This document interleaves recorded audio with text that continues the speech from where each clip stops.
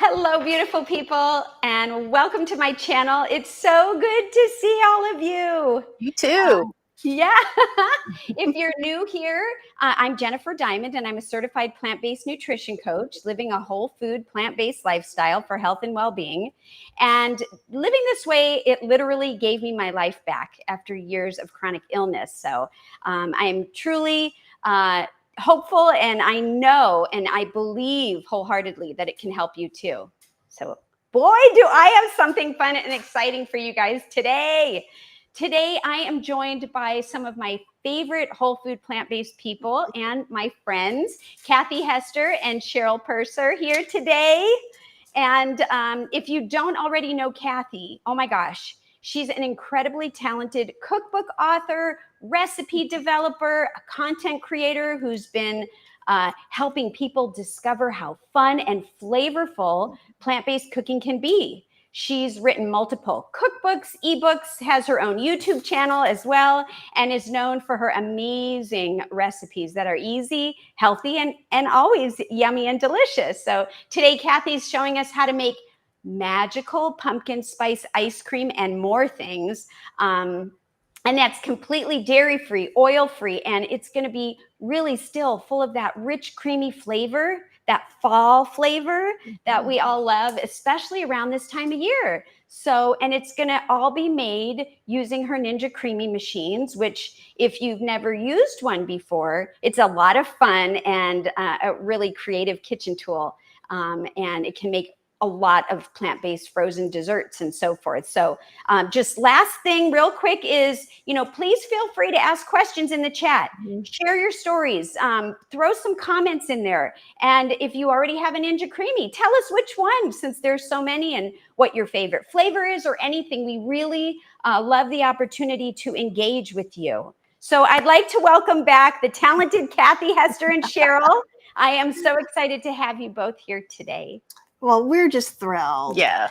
And Halloween is my favorite time of the year, which is why, even though I'm doing the pumpkin spice ice cream, which is from Ninja Creami ebook 2, which you can still get. Ninja Creami ebook 3 is the new one this year that we're talking about. We're going to also make some. This was your favorite. My recipe. favorite. It Even really above was. the chocolate Yeah. was a raspberry And I'm a chocolate cheesecake. person, so this was. Yeah. And we'll talk. One of the things I want to talk about, and I had someone who just got a new Ninja Creami, because some of the things we do as whole food plant-based Ninja Creami makers goes against some of the rules. And we can talk about how it's not necessarily against the rules. We're changing the rules a little bit. So typically, if you look and you open up your recipe book, you'll see things like, oh, the vegan one has full fat coconut milk and this, that, and the other. And a lot of people got really turned off, which is why a few years ago when it came out, I did the Ninja Creami experience and I did these books, because you don't have to do it that way. We can eat it. So what happens is if the mixture freezes too hard, it can be too hard on the machine. So usually fat and sugar are what make that mixture not freeze so hard. We're really using fiber. Oh, and that, just so everybody's clear, because it'll say, like, I find it so weird. It even says, don't use canned fruit and just canned fruit, but then they have a recipe that's all pineapple. So even they contradict themselves, but a lot of people are scared of that and realize I have all 4 Ninja Creamis. All 4 models, including the discontinued one, and I've not had a break on any of them. That's amazing. I love that you just shared that secret, because so many people, especially if you're not whole food plant-based or if you're transitioning, don't get enough fiber in. So what is better than having fiber in your dessert? Exactly. I love it. And it's not like we're going to put some Metamucil in there. So don't no. deep Zen breath if you got nervous about that. But so in book 2 and book 3, the things I talk about are these whole food plant-based thickeners. And in both of them, there's a really long list. And today we're going to use 2 different ones. We're going to actually use pumpkin puree is going to be our thickener and the pumpkin spice. And I am going to use okara, which is the leftover pulp from soy milk. Oh my gosh. However, Yeah. you don't have to. You could use cooked white sweet potato. You could use a combination of some extra oats and maybe a quarter cup of beans. You can use zucchini and a little bit of beans. You can use, there's so many different ways. So like, let me see, I should have probably, there's a whole list. Like there's like a whole page of them. And so, yeah, so like this. It's a whole list of things that you can use. Silken tofu, ripe banana, vegan yogurt, leftover steel cut oats from your breakfast, cauliflower, cooked carrots. So the reason I'm kind of saying these is that I want you to know, because a lot of times people go, well, I don't make my own milk, so therefore now I cannot do this. That is not the case. I happen to have, because I was doing something else, I have Okara from 4 batches of soy milk. So this thing is heavy. It's probably enough to make about 8 pints. For people who aren't familiar with what that is, Okara. Yeah, Okara is if you make your own soy milk, or if you've made your own oat milk or almond milk, you know when you strain it out, the pulp that is left, that's what this is. So this is leftover soy pulp. And in Japanese cuisine, it's used in many different ways. A great way to add fiber and into your diet is to, if you make soy milk, use a little bit of that in your mashed potatoes. No one will know. Oh, that is awesome. Well, I want to just take a quick minute and say hello to a lot of people here. We have Jill Caperton here. Hello, Jill. Elizabeth Markowitz. Hello. Hey, everyone. Excited to listen to this and go for a walk today. That's awesome. Apple a Day is in the house. Hello. Hot diggity. I'm excited for this recipe. And let's see. We also have, Leanne Long. Wow, 5 already. Good to see these lovely smiles. We've got Sandy. Gosh, I'm not sure how to say that last name. Moscal, pumpkin spice, yum. We've got Natalie Dixon. Hello, everyone. And then Apple a Day said, I'm watching on both Kathy and Jennifer's channels. You got 2 gold stars, Apple. 2 gold stars. Thank you. And then she said, gotta click the like button twice, LOL. We both appreciate that very much. And so good to have everyone here. Hi, Deborah Barr is here. Good to see everyone. And Leanne Long said, go back up a little bit, honey. I was in the mid. Let's see. She said, flavor whisper. Kathy Hester is. Maybe. Yeah. And so thank you so much. We have John Riley here. Hi, everyone. Hopefully Mary Steele is paying attention because she has the Ninja machine. Okay. And we've got Mona here in the house. And hold on. We've got so many people here. I'll just say a few more and then we're going to get talking and get busy here. We've got M Pennington 27. Hi, everyone. Love pumpkin and spice. We've got Monique here and just everyone. Thank you so much. And if you are going to be asking a question, please make sure you put the question marks like 3 in a row on the front and the back so that we will not miss it. So, all right. Well, I also want to say that you were holding up that book. And those books that you sell are actually ebooks, and we are going to have a link if anyone's interested, but you printed those out. You don't sell them like that somewhere. No, because it would cost a lot of money. So this is the way to make it the best bargain for you guys. So if you don't have a printer, ask a friend or go to the library and print it double-sided. I just did this today because I hadn't printed this one out, actually, because we were traveling when it published. And it costs, we did the rush fee. So it costs $7.75 for them to spiral bind it. It was 50 cents more for the rush order today. So it's really inexpensive. And so what you get is there's like this little cover that helps protect things. And on the back, there's a cover. But it's really nice. And then if something happens to it, you can always print it out again from your PDF.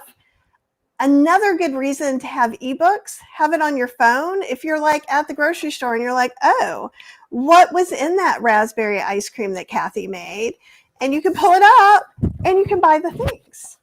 On your phone. I love that. And I love that. You could probably even add a few extra like blank pages before you put it in the binder. So if you wanted to make notes or you came up with your own ideas, you could store them in there as well. I love that. I got to print some out for myself. Absolutely. And there's enough for it. Like there's a lot of room in here, so you can do a lot of writing on the pages. And then like, this is my favorite. Oh, here we go. Oh, nope, wrong way. There we go. There we go. We see it. Look at that picture. I know, it's my favorite picture. I love the Halloween.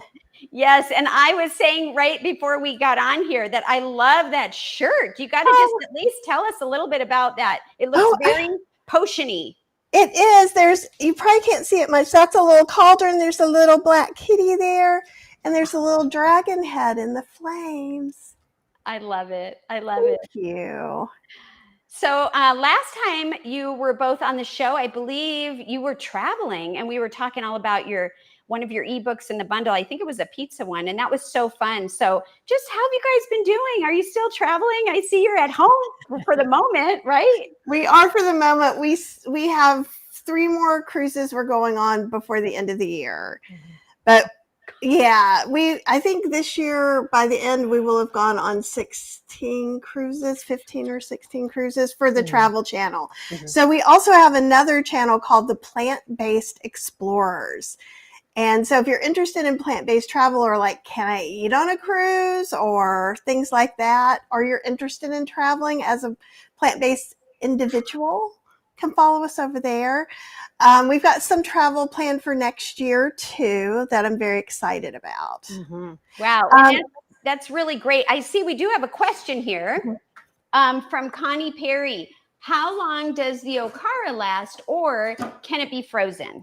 It can be frozen, and I think so if I don't, however much I use now, I will probably freeze it in, depending on what I want to use it for. If I cook beans from scratch, what I like to freeze them in is 1.5 cup sections, because that's about the same size as a can of beans. So it makes it really easy to substitute in a recipe. If I knew I was going to use this for Ninja Creamies, I would freeze it in 1/2 cups. And you could even do something like plop it on a parchment paper on a cookie sheet, put it in, freeze it, and then drop it into a Ziploc. And that would work. That's good. I have some of those super cubes. Yeah, super cubes will work really great too. Well, you can get some off brands that are less expensive, but it's basically a container that's silicone and it can measure. But I like your way. It's that's a nice way too. It's just simple and doesn't cost anything. Either way, like when I do something with tomato paste, I also like kind of plop. I take a piece of parchment and put on foil, and I plop tablespoons and just wrap it up and put it in the freezer. So, because there's always leftovers. Always leftovers. That's great. But Okara in the fridge usually lasts about 5 days. It could last up to a week. It's going to depend on how cold your individual fridge and freezer are as well. That will change it. Just kind of like, I'm going to be using, because obviously I made a bunch of soy milk, so I'm going to be using soy milk in the recipes today. Shocker. But you could use oat milk. You can use almond milk. If you're making your own milk, or if you're like, I really want to make this, but I don't feel like going to the store to get some milk, even if you have a cheap blender, you can do a cup of rolled oats, 3 cups of water, a cup of ice, blend it. Just don't let it get hot. You only have to worry about that if you have like a Vitamix or a Blendtec, something that will get hot enough, and then strain it. And you usually, especially with oat milk, I just use a fine mesh strainer, and I just basically, you're scraping the pulp and letting water or milk come through. And oat milk like that is going to last in the fridge about 3 days. And so that lasts a lot less, but also even milk, non-dairy milk you make can be frozen. So you could freeze it in ice cube trays, or you could freeze it in super cubes, or a lot of mason jars are freezer safe. You have to look at yours and see if they are or not. Okay, we have Leanne Long saying, I freeze the Okara and the fiber from my homemade coffee creamer for ice cream base. That's magnificent. Mhm. Way to go. Thank you for sharing. Core Scorpy is here. Hello, Core Scorpy. And Olive Ostrich says, Cheryl, I like your cap. Thank you. That's awesome. My Key West hat. It is her Key West hat. We've been to Key West a couple of times, and we're going to Key West at the end of this month. Yeah. It's really nice there, but they have all these roosters and chickens that just roam the streets there. So it's kind of like their signature thing now is the roosters. It's weird. They just are everywhere, and they're beautiful. They're very, very colorful and very beautiful. Yeah. But loud. That's awesome. That's awesome. I just want to quickly say, Mona said that she was a little confused that we're coming on together on all the channels. But what's so fantastic is that Cheryl and Kathy are, guests on my channel. But the way technology is, we can connect all the channels. So there's a lot of platforms that you can find us on. And so hopefully it's not confusing. It's supposed to be so that there's so many places to be able to view it. Well, and sometimes YouTube doesn't always say, hey, people are going. So this way it gives you more chance. So I'm happy that you're watching no matter where you are. Exactly. Yes. We all feel that way. And just really quick, going back to, all the cruises that you guys have been going on and are going to go on. Wow, what an experience that probably is. I recently just went on one cruise, and that was a big deal for me. And preparing for it, it was really nice to be able to know that I could go to your channel, the new channel that you have, and just get some kind of idea about some tips and different tricks and things that you've already kind of mastered when you're traveling whole food, plant-based, and or no oil or whatever it is. It's been really helpful. I have watched some of those, and I want to thank you because I love it. Oh, thank you so much. And I don't think it's you'll probably put it in the description later. So like Potions and Powders, which is the book that I'm working on now that you can pre-order. And you can pre-order through me, or you can pre-order with Jennifer's link. I just needed a breath. She's like, thought she was having a senior moment. I thought I forgot your name. I'm going to put it up right now while you're talking. So you'll be able to see it in a second. And so one of the cool things about it is that we traveled with some of those powders. So I could make a chickpea gravy. I could make a mushroom gravy. I could have my tofu scramble seasoning with me.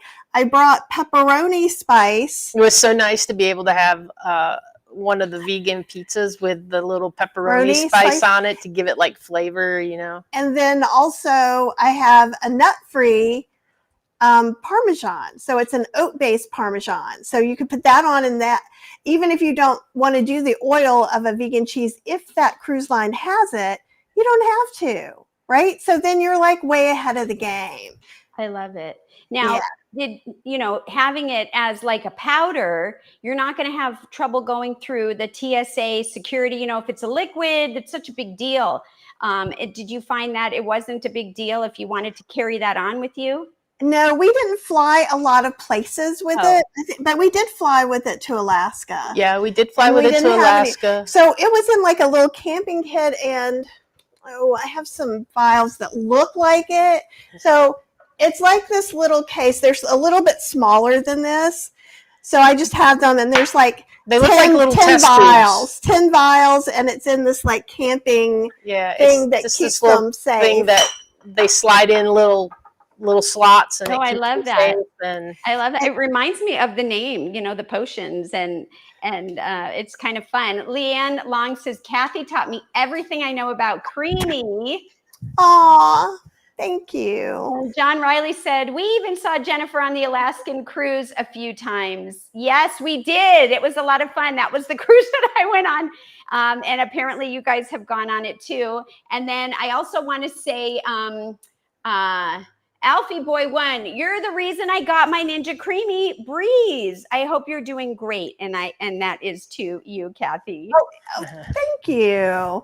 Well, let me mix this up, because one of the things that when you're looking for a new appliance, so you go out and you read reviews and you read things, and I'm starting to learn, as probably you are too, that people like to complain about nothing. like just nothing. So they'll be like, oh, I have to plan ahead to have my Ninja Creami. No, just prep once a month, prep 4 pints, and you're done. And you might be like, 4 recipes? That sounds like so much. Okay, now granted, I have measured a couple of things out, but like, okay, we're going to do the pumpkin spice one now. Canned pumpkin, plonk, and we're going to put it in a blender. I, even if I'm just using canned fruit, like to blend it because the consistency is better. And, you know, much like I'm going to try and scrape every last bit out of this, I like my consistency to be a little on the OCD level too. So we're going to do about 1 cup. Oh, and another thing, I'm looking at my recipes, which usually I don't do, right? It has the measurements for both the regular creamy, which is a 2-cup pint, and the deluxe, which is a 3-cup pint. Not my game. But so their measurements in the brackets, it's for the others. Okay, we're going to do 1 cup of non-dairy milk, because I was translating. I saw 1 and 1.5, and I was like, what? What do I need to do? Well, while you're talking about that, I'll just tell you that I loved that you had the different measurements in your Ninja Creami ebook 3, because I have the deluxe. So having the different measurements in that bracket, I thought that was genius and so helpful. And so I was wondering, you know, why did you come up with that idea, or how did you come up with that idea of adding it? You remember when I said, you know how people complain about everything? Okay. Perhaps. Well, I loved the creation, so in a way that was a positive. I love It is. No, and if you are some of the people who emailed me, no, I appreciate that. Yeah. The first book does not have it, because when I did it, the deluxe didn't exist, right?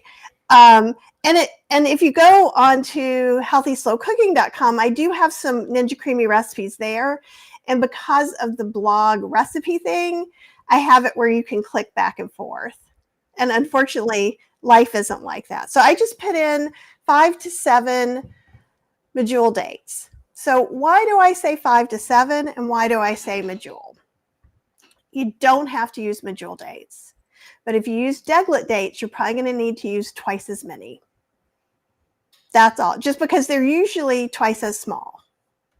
While we're now, go ahead. I'm sorry.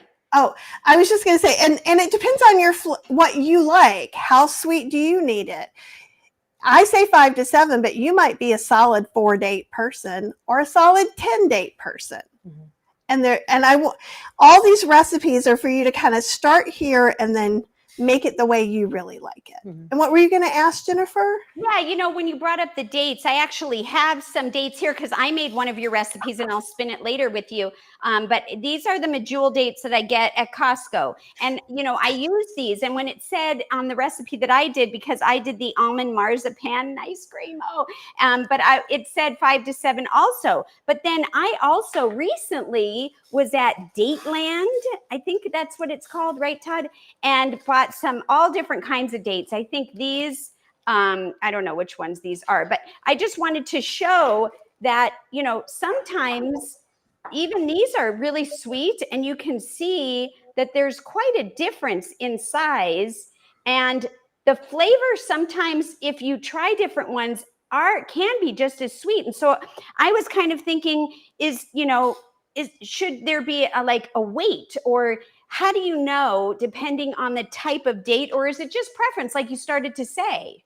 It's going to be preference, and I'll show you what I always do. So there's a cardinal rule. I try to have very few rules, but you're going to taste it before you freeze it.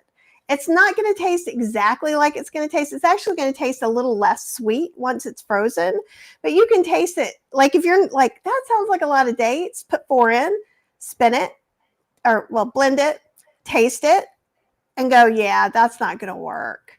Or, oh my gosh, that's perfect. Yay me. I know myself. So that's part of it, is just kind of looking through things. So we've done that. I'm going to put some vanilla in. It's 1 teaspoon. And look at that. I didn't even measure. The world is not going to crumble. It's okay. We can taste it, and if I need to add some more.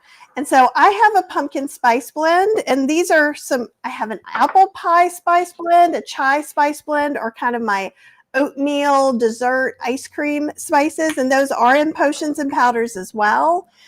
And we're going to use pumpkin spice. You could also just use actually, I think I have the pumpkin spice recipe in one of the books, maybe in both the books for all of the ice cream books as well.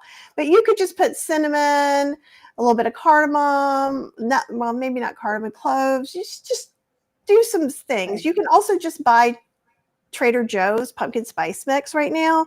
But if you have an apple pie spice or a chai spice, you could use that too. We could make chai spiced pumpkin. And it's really pretty similar anyhow. It's just really easy. Basically, all you need to do is measure the stuff in and mix it up or put it in a blender.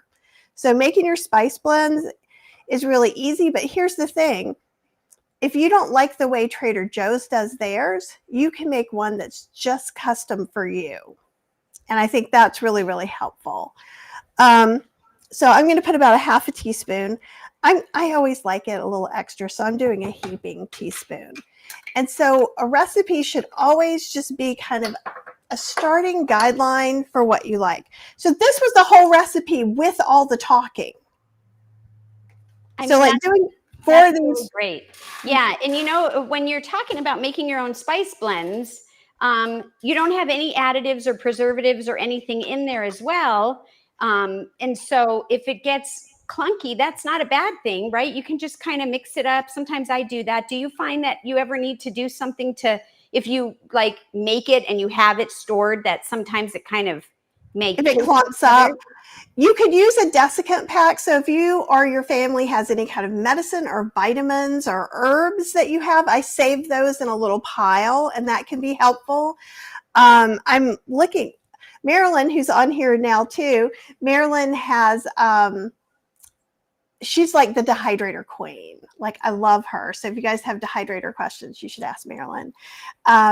And so you can actually take the air out and seal a mason jar. So you could do it in two, one you're going to use now and one that you might keep later. Worst case scenario, because do I have access to Marilyn's knowledge? Yes. Do I use it all the time? No. So my powder really clumped up. So I just put it in the blender again to get it loose. And then I put it in the dehydrator. And if you have a Breville, the Breville has a dehydrator function. But those white round ones that you see at thrift stores, those work great too. Oh, okay. And Go ahead. Oh, yeah. I was just going to say they're really cheap. You can get them very easily. If you have a Buy Nothing group or a Facebook group, sometimes people even give them away. Okay, I see Raw Chef Yin is here. Yay! What are you doing up? You should be in bed. This is too early for you to be up. Right? Because she's in Malaysia, and so I don't know what time it is, but we're glad to have you here. 5 a.m.? Oh, 5 Yeah, I think.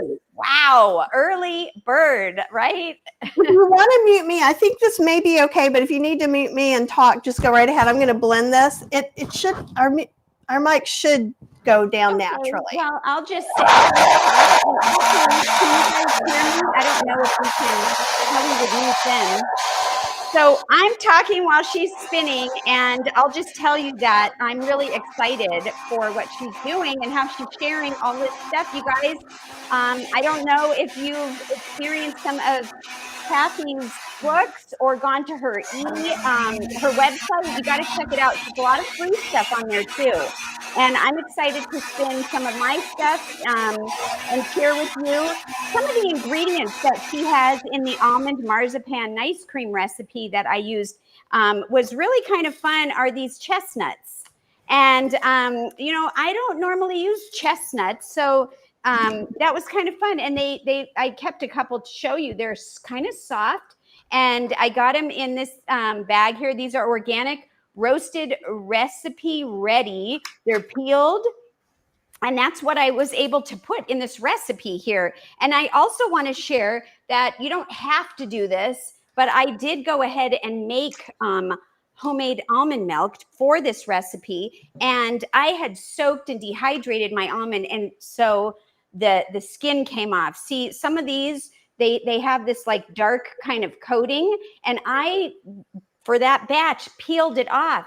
So when I had the extra pulp, it was so white. I went ahead and put it in my dehydrator, and then I left it kind of just to show you, but I can just whip it up in my dry mixed container, and then that is almond flour, so I can use it for something else. But I wanted to show you that, that if you take the skin off, if you can, and you want to, how white and beautiful it is. And it really doesn't matter. You can leave it on, but the milk came out so white and creamy. So anyways, I see you're done. I'll let you chime in here.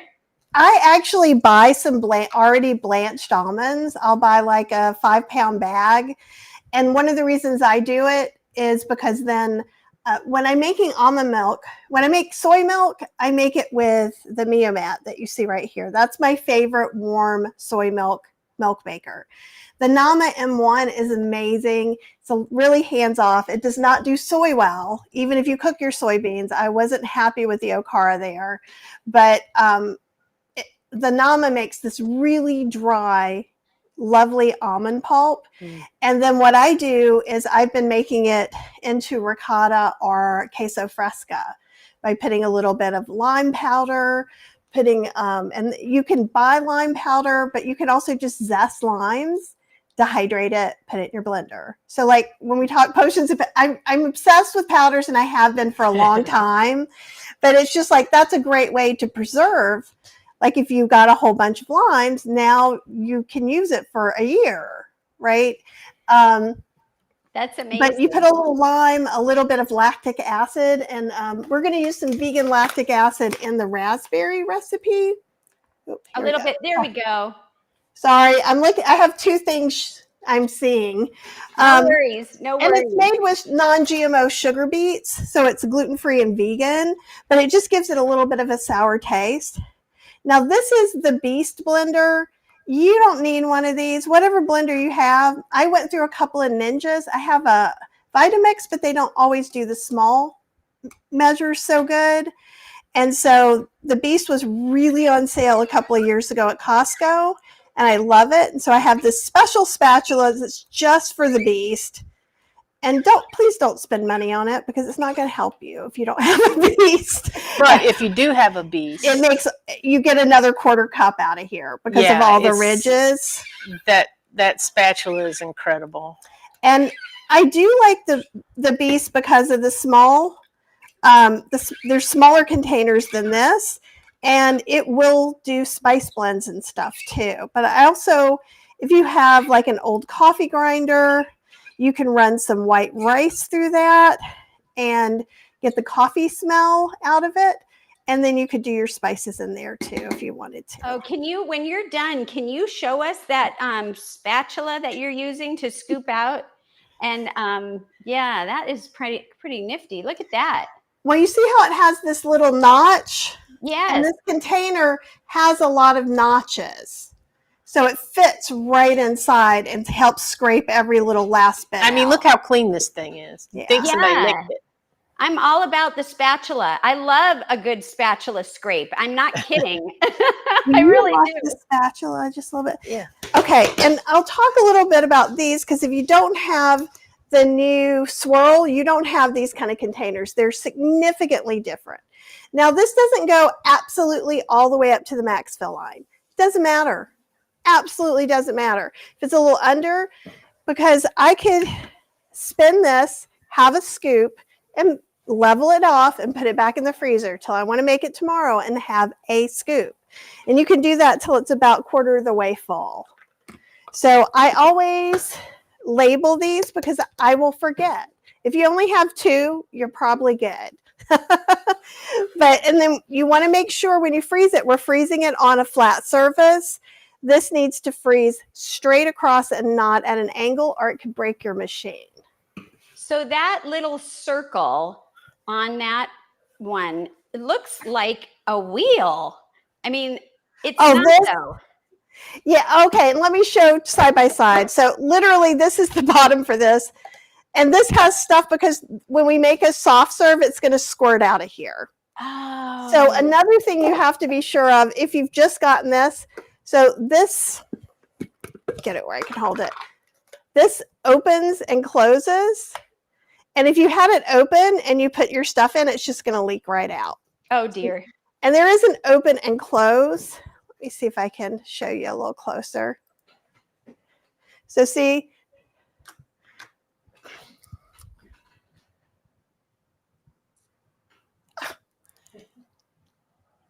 it is not one. Okay.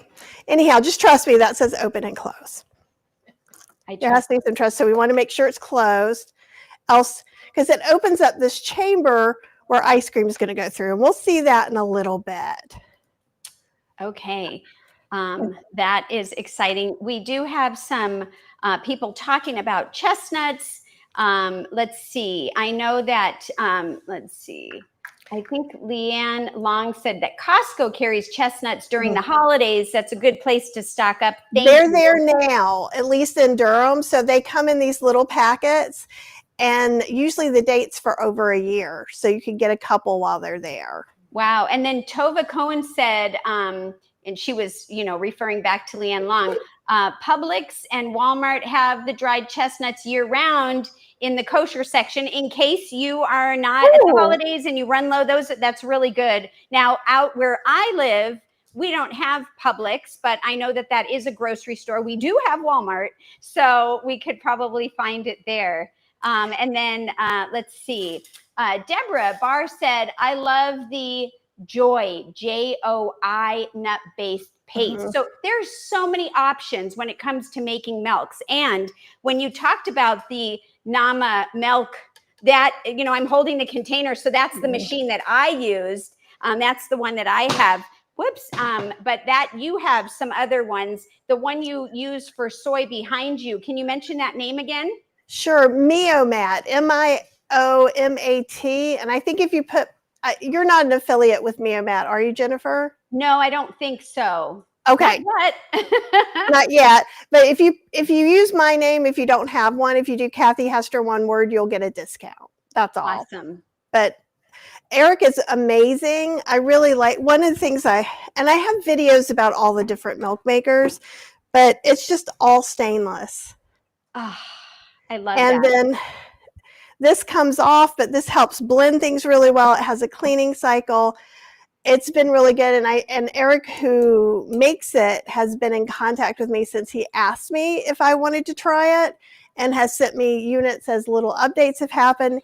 He's also the one, if you're on my mailing list, that I've been sending out because he's doing the stainless steel strainer that I was going to make.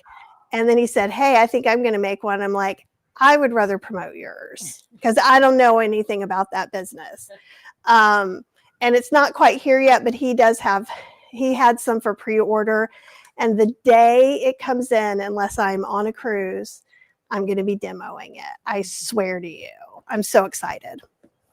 That's awesome. Okay. So that machine you really like to use for the hot soy. Would you use it for anything else? If someone could only get one machine and they did want to have the versatility to make the soy milk and the okara and all of those wonderful things, could you make other things in that one? Oh yeah, you can make soups, you can make smoothies. It has a really strong motor. You can make almond milk in there. You can make raw almond milk, or you can make cooked almond milk. If you do cooked almond milk on a cook setting, it actually will froth. Ooh. Okay. So obviously, I know I've been researching milk makers for a couple of years, so I know too much. But Miomat is my favorite in general. So I would have some questions to ask the people, like, is straining non-negotiable for you? Are you like, I am not ever going to strain. I will pick the kind of milk I need to make based on if I have to strain or not. Then I would go with the Nama if it's in your budget, because it's like $500. I love it. And with me doing all these milk makers, I had no choice. And it is out and about. I have other milk makers I have done reviews about that are just kind of in a cabinet. My Our Meomat is my favorite because I love soy milk. I love okara. Like, I can use all this and I can make ricotta and make a whole wheat lasagna. Oh, wow. Well, So with that one, is that price range still up there, or do no, you I think remember? it's like maybe like $250. I know something changed with some of the tariff stuff, so I'm Oh, not sure of the exact dollar yeah. amount, but Double somewhere check. around there. Yeah, Double and check. it's about like the almond cow. They're similar in price. They are not similar in what they do to me. I feel like the almond cow's motor is not as strong. It does have something that supposedly strains for you, but you still have to work pretty hard at it compared to the Nama. So if you can afford it and you don't want to strain, the Nama is the one that's going to make you happier. It's easier to clean and things like that. The Meomat is my favorite large milk maker. I have a travel milk maker I take with me, the Arc Mira, which is just a random Amazon brand that happens to work better than the ones that we're spending a lot of money on marketing. And you can get one of those for like $56. It makes between 1.5 cups to 2 cups of milk. So a lot of times when we travel, I don't usually make cashew milk at home, but I can just have some cashews and some oats in our travel bag. I throw some loose leaf tea in there and make a tea latte and strain it. And that saves me $8 Wow. every time I do it. We have tea before we're even done brushing our teeth in the Yeah, morning. I make tea lattes for us. Just And done. you can bring some dates. You can put a date in there and have it date sweetened. So the two I recommend most often are the Meomat and the Arc Mira. And Arc Mira has a bigger one, but honestly, if you can afford the Meomat, that would be the best. If you want to make soy, if you want to make oat milk, let's have a heart to heart. Don't buy a milk maker. Oat milk, you don't need a milk maker. A milk maker is going to say grain milk, and you're going to do that, and you're going to think the world has ended because it's nasty to Americans. It's kind of like oatmeal milk, not oat milk, but oatmeal milk. Yeah, it's bad. Yeah, like porridge milk. Yeah. And it's not what we're looking for. Most people are looking for something like Oatly. Mm. And all you need is a blender, a cheap blender. Probably your great aunt's blender will make oat milk for you with rolled oats. Mm-hmm. So, and when I do, before I got my milk maker, or if I do use the Vitamix at all, I strain it in the nut bag, which, is pretty handy because if I, don't want to have what you were saying, the porridge. But even if you didn't have one of these, I find that like Home Depot or any of those kind of stores, they have paint bags, or you're holding up a counter. The paint bags are similar. They're kind of a mesh like what you're having. Couple bucks, you get 2 of them. I don't know how much they are right now, but when I bought prices are changing, unfortunately. Yeah. And someone was asking if there's a Ninja that'll fit in their tiny kitchen. This is almost like a double size one, the new one. Yeah. Even the deluxe will show those near the end. Should I go ahead and make the other pint, or do you want to spin one of yours? I can. Yeah, whatever you want, whatever you think. I can certainly do that. I can spin the almond marzipan. Like you said, you taught me that. Put the label on there, and I listen. And, but I wrote nice cream. You call it ice cream in your book. So that's something that I wanted to talk about, because when I don't want people to think ice cream, because when I think ice cream, I think dairy. And you don't need dairy to make this kind of whole food dessert. No, not at all. And oftentimes it's better. So to me, it's because the Ninja Creami claims to make ice cream. And to me, when we're using these whole food plant-based thickeners, we're getting a product that reminds me of the Breyers ice cream I grew up on.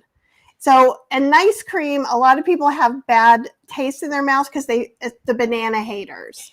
They're like, there's going to be bananas in here. It says nice cream, and they're going to go on by. Yeah. And you can use bananas, but you don't have to. Right. I think that's so funny because I love bananas, but I do have some friends that don't. I just have to show you because you taught me and I was prepared to scrape, right? And I'm going to let you talk about what I'm talking about for those of you that don't know. But look, I don't have a bump. That's awesome. Awesome. This is the first time. So I feel a little professional now. I get them all the time. It just depends on how your freezer is, how everything's layered in there, what your ingredients are. It's not a you problem. Okay. And so I went ahead. I have the Ninja Creami Deluxe. I don't have the one that you have. And I do love it. I love the pint size. And then I just will show that the blade is in my lid in case you're not familiar. Everything I learned from Kathy.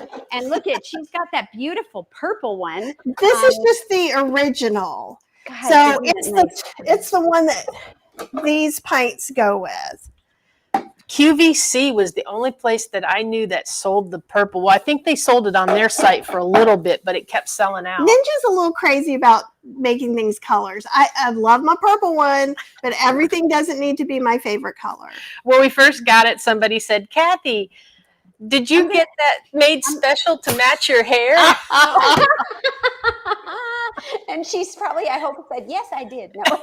As much as I'd like to be that fancy, it's just not in the cards, you know? I'm going to go ahead and spin this. Hopefully you'll be able to talk. I didn't mute you guys. So hopefully when you guys were doing it, they could just hear me. But here I go. All right. Oh, that's not even loud. I think he muted her. So I'm taking, this is magically, by the magic of TV, the frozen pumpkin spice I made yesterday. Oh, and you are going to have to scrape that hump. A little bit, yeah. So this is what Jennifer was talking about. And she had her spoon ready. Let's see. Oh, this way. This way. And it's not hard. This came right out of the freezer. And I'm just going to make it level. And the reason we want to make it level is because there's a blade that comes down, comes straight down. And if it goes to the side, it's going to scrape your container. I, so far, have not had anything scrape my container. And that's a big issue that some people have. But they're like, I'm not going to do that. Another thing to do, too, is to taste this right now. So I can go, if this needs more liquid, should I put a sweetener in? Should I put non-dairy milk in? It's so good. It's so good. This is one of my favorite ice creams. It tastes like pumpkin pie. Yes, it does. This is pumpkin pie. I mean, just straight up pumpkin pie. You can't describe it any other way. She calls it a pumpkin spice latte. I've never had a pumpkin spice latte. No, but you could use this recipe. So you could. So another thing that people think they have to get the deluxe machine because it has slushies and cremachinos. And if you go to Kathy Hester Vegan Recipes on YouTube, I have several videos about this, but you can make slushies and cremachinos without these. So like, let me show you on this is the deluxe pint. So they'll have let's get the English part there. Freezer fill. So that's where your ice cream part will go. And then you'll add non-dairy milk and make your milkshake, or you'd add Ticino and make your green coffee pumpkin spice latte or whatever. So that one's made in a way that you can do that. This one, what I do is I make a batch, put half. Then you run it on ice cream, scrape it down real good. Then you add your non-dairy milk or non-dairy milk and coffee or Ticino or tea, and then put it on milkshake, and you have a frozen pumpkin spice latte. Let's see. I'm excited. Okay, that sounds good. I'm going to show you this, and then if I need to do a respin, I will read one of the questions that's in here. But so let me just show you what it's looking like, because you were just talking about this. When you spin it, it might come out kind of like little beads or, not quite scoopable. And that's normal, right? Absolutely. All that means is it's not done yet. So people say, oh, because I've had someone say, if you can teach me how to make it creamy, then I'll give one. And I'm like, well, it's not that you do it twice. Like you read my recipe, you do it and you respin, but it was still that way. Well, maybe you need to add a couple of tablespoons of non-dairy milk. Mm-hmm. Maybe you need to respin it 3 times. It depends on how cold your freezer is, how thick your dates were, right? Because maybe 5 dates is my number, but I got bigger dates from Costco today than I did last month. Now, I also noticed that sometimes the sides can, like, for example, look, an ice wall. Yeah. So do you recommend that we scrape that down, or is it okay to just kind of mix it a little bit? I didn't add the milk yet. I normally would do that first and then mix it, which I guess I'll do right now.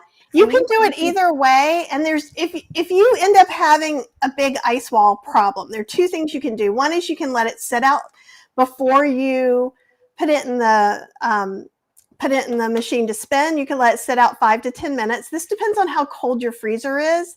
You can also run some warm water. What you don't want to do is melt the bottom feet part. So like, one of the reasons I like to blend things is you would think these little feet are solid. No, they're hollow. And they hold in that frozen thing so it can shave it, basically. Mm-hmm. Right. There's little holes here, what she's talking about. Yeah. That it fits in. So I just, when we made this, we tasted it and it was really good. But my husband, I chose this one, got really excited because he loves marzipan. And I had just bought this almond extract. I don't know if you could see it. And I'm like, oh, we have that. We could try it. It's one that we got that's locally made. I don't know. And so, always trying to support local small family businesses. But he was saying, can we make it stronger? And I didn't. Can I add it now? Yes. Absolutely. So let's say right now, if you said, okay, the dates weren't as sweet as I thought they were, because dates are grown in the ground, right? So sometimes they're sweeter than others. And let's say, I don't think you use maple syrup, but I'm going to just make this as, let's say you have some liquid sweetener, date syrup, maple syrup. Sometimes instead of putting a little extra non-dairy milk, I will put a little bit of like liquid sweetener in there also. So any liquid, what happens is you're kind of working this in between. You don't want it to be so soft it's mushy, but you also don't want it to be crunchy. So you kind of got to go back and forth. Worst case scenario, it ends up being like a Wendy's Frosty. That is the worst case scenario.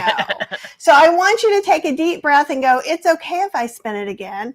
And you know what? If you hate that consistency, stick it back in the freezer for a little bit. And then you can probably scoop it out and maybe like half an hour, depending on your freezer. I love that there's so much flexibility because, like with certain recipes, when you're baking, you really have to follow it or it messes up. But this, it seems like it's very forgiving. So it's okay that I can add it later, and like what you're saying. And before you were just kind of going kind of by eye, you weren't measuring. And then I thought I always measure, right? And so here, this isn't a real measuring. So I kind of feel like I was kind of trying to be brave, but you were brave. You went out your comfort zone, wherever your comfort zone is. And the thing is you've got to remember, I've made hundreds and hundreds and hundreds of Ninja Creami pints. Mm-hmm. So, but even with me, like I always say, I'm like a wild baker because I don't do everything scientifically, but also that I'm doing things gluten-free, oil-free, vegan. Yeah, so and I love it. Close enough is delicious is how I look at it. Yes. And so I'm going to do the respin button. But before I do, I want to read a question that hopefully you can answer, which is from Monique, how do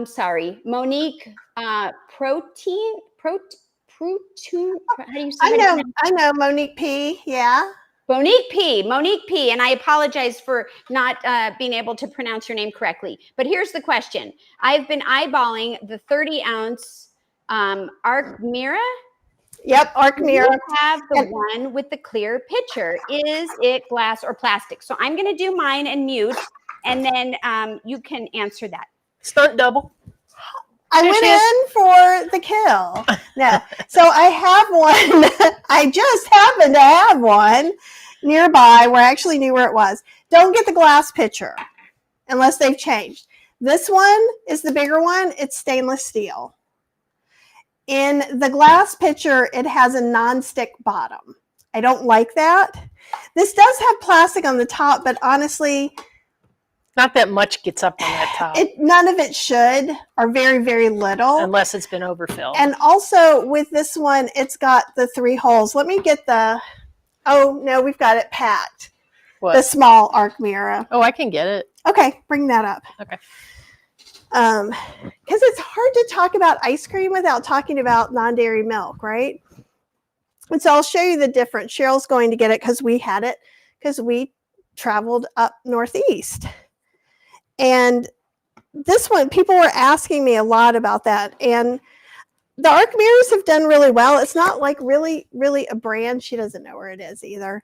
But it's pretty much exactly like this. One of the things, there's some new versions. Can you see my eye through here? Maybe not. But this has 3 holes all the way.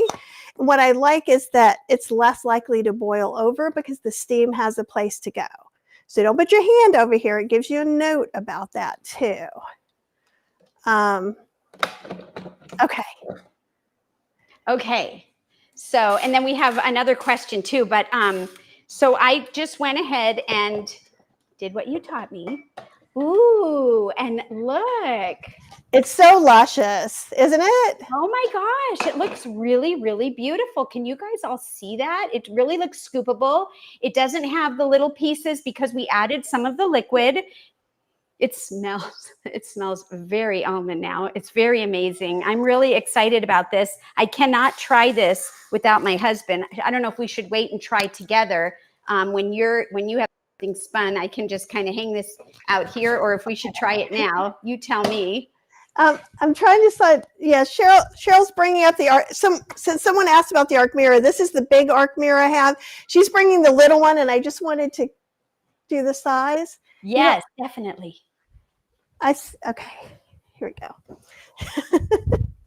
See, this is small enough to travel with. Oh, it doesn't take up that much room, and it also is stainless on the inside. And then it has a few holes for the steam to come out. That's all. I don't know what the price is on this one right now. The price last time was $60 on this. When I first got it, they were about $100. I will also say, do not buy a Nutter. N-U-T-R. I don't like them. They don't back up anything with a warranty. Arc Mira is a completely unknown company, but I've been recommending it for a while, and people have been happy. And that is to use to make, just in case you came in late or you're like me and I couldn't hear you because I was spinning. That container is used for making milk. Oh, making plant milk or boiling water. Like this is what I carry and I make my little teas and stuff with. Awesome. But I can spin and you guys can go ahead and taste that. How about that? Okay, yeah. Should we read one more question or wait till after? Sure. Okay, we have a question here, which is, when you make chickpea milk with soaked chickpeas, does it have to be made on the hot setting? I've never made chickpea milk.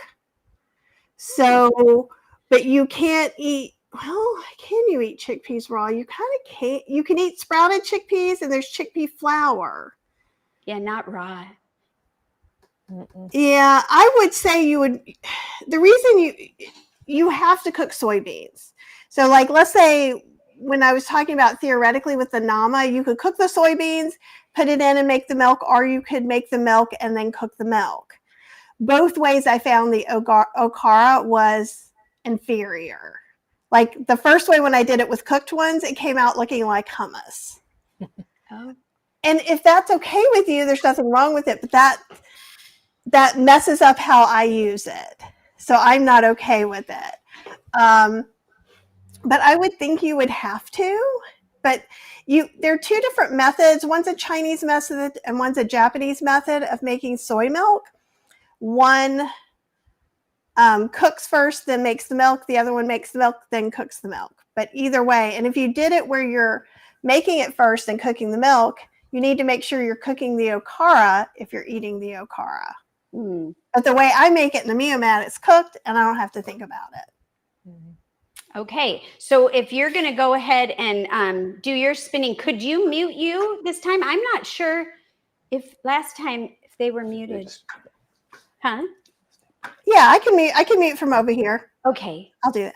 Okay, so she's going to get going there and spin that. That's going to be exciting. I can't wait because I'm not familiar with that machine, and but I just love this one. So we went ahead and did our almond marzipan. Because this is Todd's favorite, I'm going to invite him in frame. And here he is. Say hello to everyone. Hello to everyone. And if you are not familiar, Todd is my husband. We're a great team together here. He does all the behind the scenes stuff. And so some of you know him, and it's all good. Oh, wow. I have a spoon. Because I'm eating that. Because you love marzipan so much. Oh my gosh. Okay. Well, I'm going to scoop a little. You can use any spoon you want. I'll use a better spoon. And this is a little melty because I think we had it sitting That's out. okay. But I'm going to go ahead and put it in here. Okay. Yeah, just to make it you know, All a little bit nice. And then we'll try it and see how we do. Okay. All right. So, and you know, we'll both try it, but I'll just say when we first made Kathy's recipe for this, it said that you could add vanilla extract as an option. And I had vanilla bean powder, which I have here, and I did put all the optional things in, right? And then when we tried it, when it was soupy, you said that the vanilla kind of overtook the flavor a little bit. Yep. And so that's why we wanted to add the almond. Which is, by the way, not a horrible thing that it tasted like vanilla. Yeah, but you wanted it to try. So let's see how we did. And I'm going to try it too. Do it. Ready? Ready. Cheers. Cheers. I do not taste vanilla at all. No, the almond is very, very. Did I add too much? Never. You can never add too much almond. So, you know, that's the thing, like what, you know, what Kathy was saying is that you could play with it and find out what works for you. Like what she was talking about with the dates. I think that can be applied with some of these other flavors too, whether you're using vanilla bean powder or vanilla extract or almond or whatnot, you know. Kathy, you're a genius. We got to make sure she hears us. Okay, well, This is fantastic. I'm taking this whole thing. Okay. And we have a little bit here. And so I'd love to, Apple a Day said, ha ha, Todd's spoon, right? I mean, that was a serious spoon. Where'd you put that? It's like it's bigger than my fist. So, and you can certainly use this, sweetheart. You know what we could actually have done is put it on here and this could have been your bowl. So anyways, yeah, so I'm giving that a thumbs up. I thought that was really delicious. Now, using the vanilla bean powder, I just want to show, in case you're not familiar with it, I like vanilla bean powder because it doesn't have any alcohol or any extra things in it. Now, the almond extracts does. So depending on what, they usually have something added in here, but you know, oh, this one says natural oil of bitter almond, alcohol, and water. So, you know, I don't ingest alcohol, so I try to stay away from it even in the small quantities.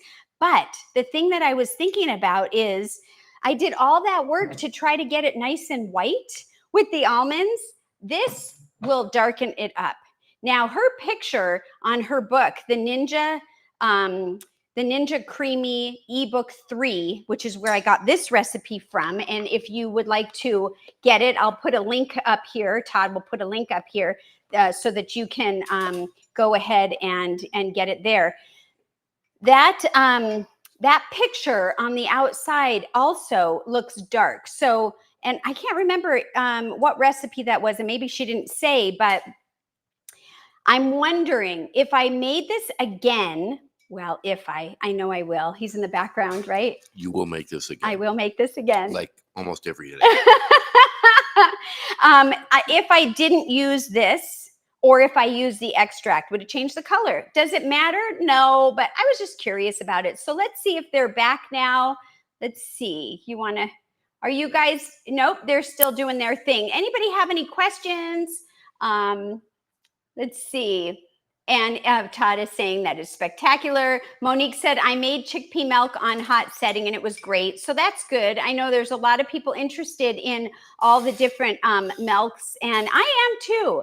And of course, kneading it in here is really important. So she's got her thing spinning. I've never yet used the spiral feature, and so it looks like it's a similar, right? Because the spinning is countdown, and it looks like 1 minute left on her thing.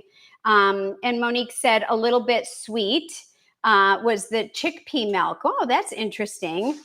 And let's see, anything else? Oh, Monique said soaked the chickpeas overnight. Okay, so there you go. Now, I also have some other ones. These I just had in my freezer that I made, but I know Cheryl and Kathy have all these different recipes. Like this is just banana and ice cream. I'm almost like not wanting to say that because, you know, a lot of people don't like banana. We love banana.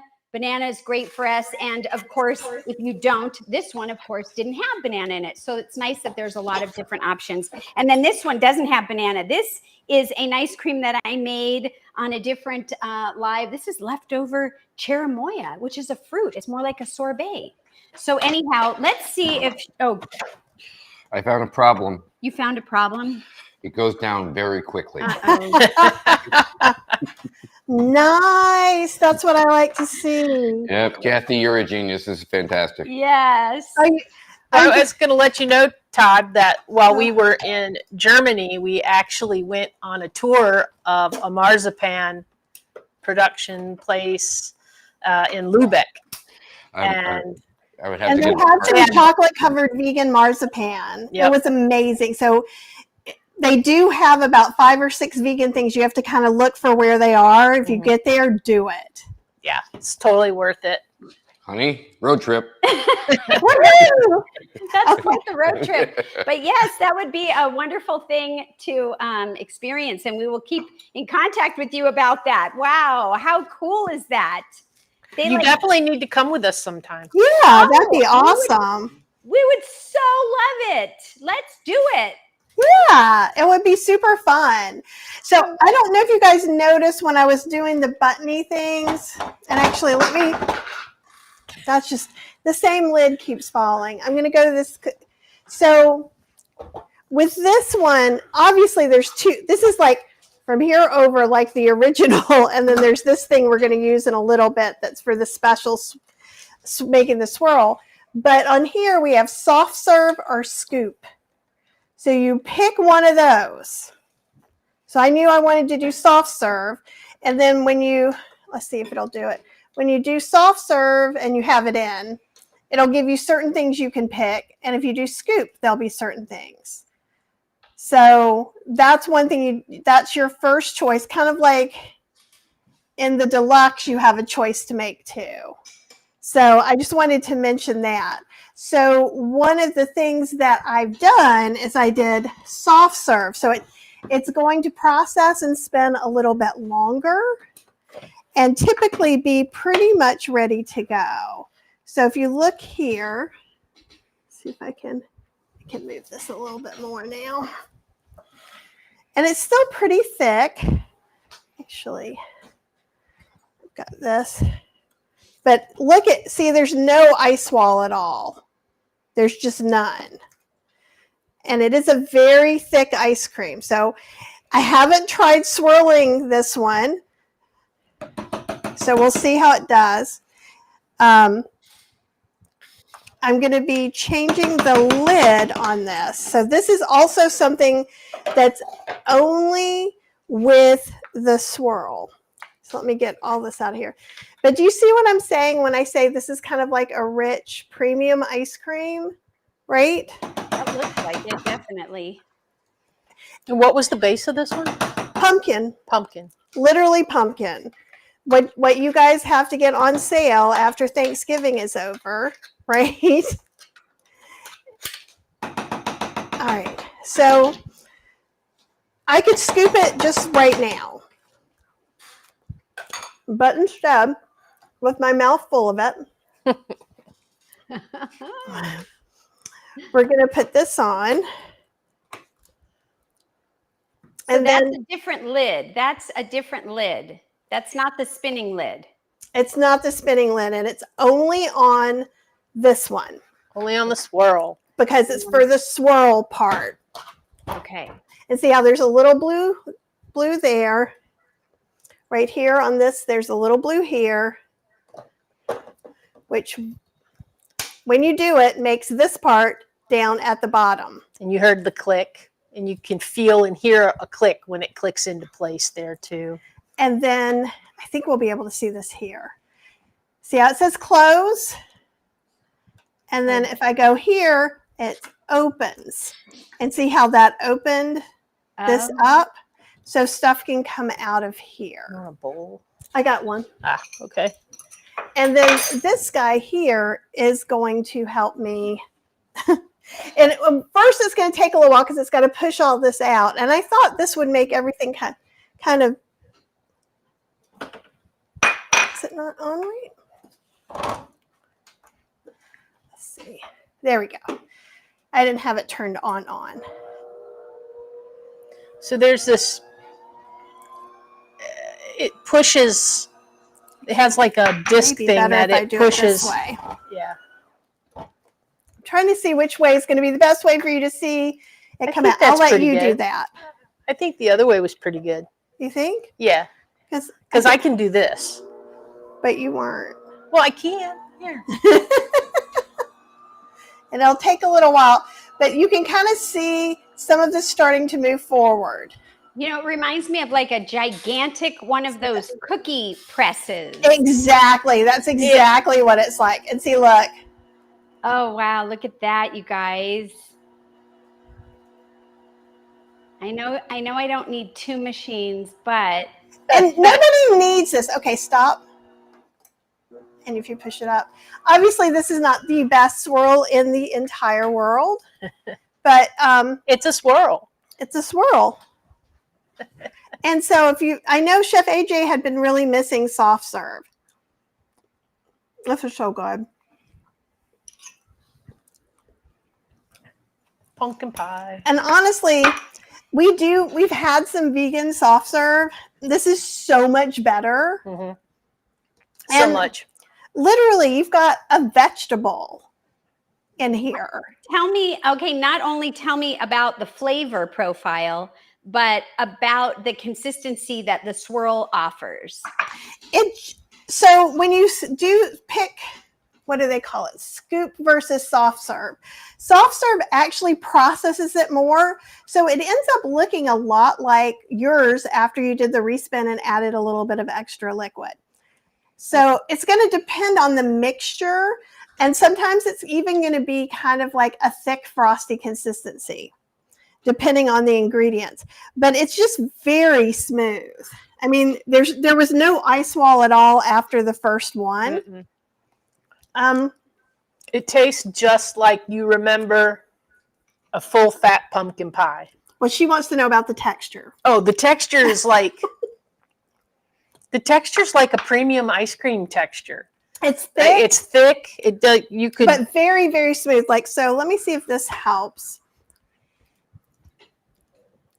Let's see. Can you kind of see how smooth that is?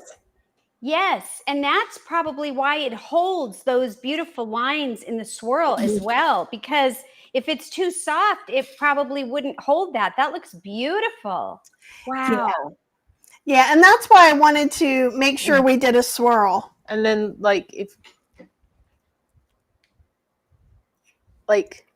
Yeah, this one in particular it's is not quite going anywhere. thick. I'm going to actually also grab, this one's getting ready to go onto the cabinet. Put it over there. But, okay, things I want to tell you. if you have an Ninja Creami and you're happy, you do not need this. You don't. Why did I get it then? Kathy, why did you get it? Because someone was going to ask me about it and I needed to know the answers. I remember the day they said it was coming out, and she was sitting on the couch, and she just slammed her computer shut. And I said, "What's wrong?" And she said, "There's another Creami." And this one costs more. It takes up more space. There are some things in here that are nicer. It's a little bit quieter. Is it quiet? No, not by any stretch of the imagination, but it's not quite as ear-splitting.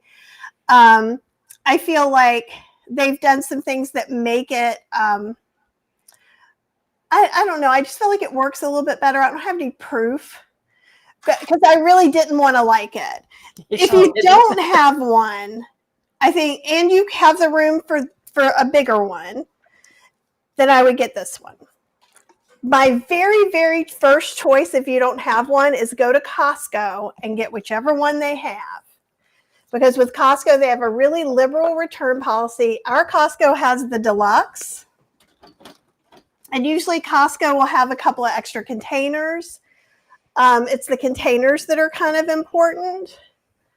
But yeah, and it's easy to have FOMO, but like, think about this. Like, do you really miss soft serve? And if your true heart answer is yes, more than anything, and you would even consider taking a Ninja Creami pint and putting it into a piping bag to make your own soft serve, you should get this one. Right? That's very specific. It's very. I gotta ask you, are the containers from the Swirl and the deluxe, are they the same size? Nope. No, it's back to the 1 cup size. I mean, the 2 cup pints. Okay. For none of the models, none of the pints are interchangeable. Of course not. None of them. Which is another reason why I get upset every time there's another new Ninja Creami, because I have like 50 pints right now, because when I do a book, I do all the recipe development and then spin them and do all this other stuff. So nobody needs those. You do not need that many, but a lot of people like having like 8 to 10, so that once a month they just batch prep. And you can do smoothie bowls, you can do acai bowls, green smoothies. Those are, I think it's telling. Yeah, it's pulling. Oh. It's automatically going, hey, you're waiting too long. It pulls this back. Oh, how cool. Yeah. It's concerned about it not melting. It is. Here, and actually, speaking of that, let's close that.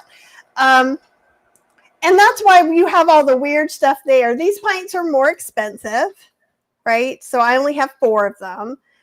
And if you want to get more for whatever machine you have, that comes with it, like, you said, Costco, they do offer, I think, 1 extra container, but you can also order additional ones like on Amazon, right?